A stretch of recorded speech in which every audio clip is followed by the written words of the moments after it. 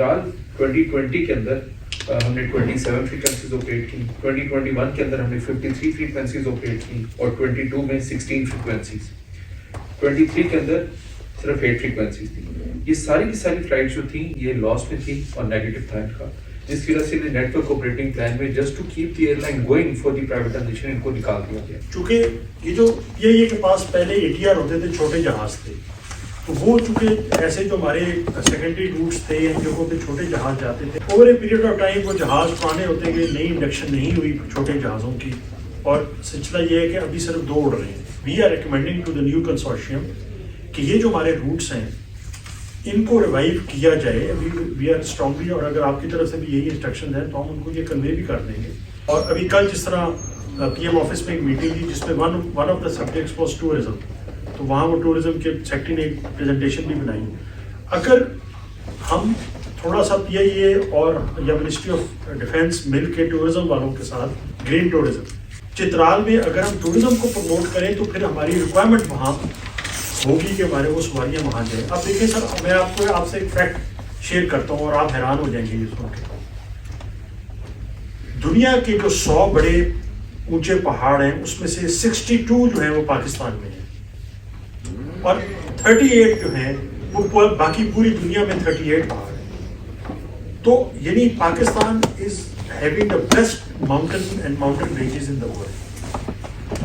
पाकिस्तान का पिछले साल का जो 3-4 साल का एवरेज है, जो कि हमारे नॉर्दर्न एरिया में बाहर से लोग आते हैं ये माउंटेनियरिंग करने और इन कामों से, तकरीबन 15,000 साल में आते हैं लोग। नेपाल में जिधर से ज़्यादा पाकिस्तान में अवेलेबल है ये चीज़, वहाँ महीने में तकरीबन 1 लाख टूरिस्ट आता है just for the mountains.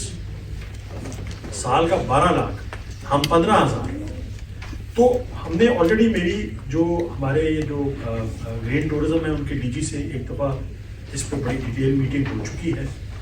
What we are doing is कि हमने उनको ये कहा है कि आप अगर इसको प्रमोट करें तो हम साथ साथ अपने एयरपोर्ट्स को भी रिवाइव, अब जिस तरह चित्राल एयरपोर्ट हमारा बना तो हुआ है, खर्चा हमारा हो रहा है, लेकिन अगर वहाँ टूरिस्ट जाए तो हम क्यों ना उसको लेके जाएं।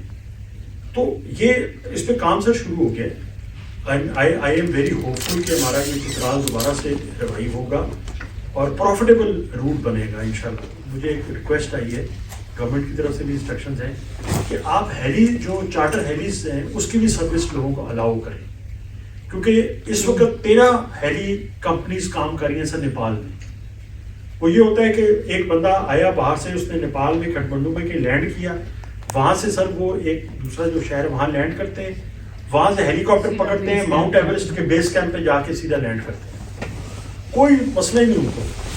सो हमारे पास जो है GB गवर्नमेंट के साथ मिलके अगर हम हेलीपोर्ट्स बनाएं इन जगहों पे, जो कि हम बना सकते हैं, तो हम हेली सर्विस भी शुरू कर सकते हैं, चित्राल में भी हो सकती है।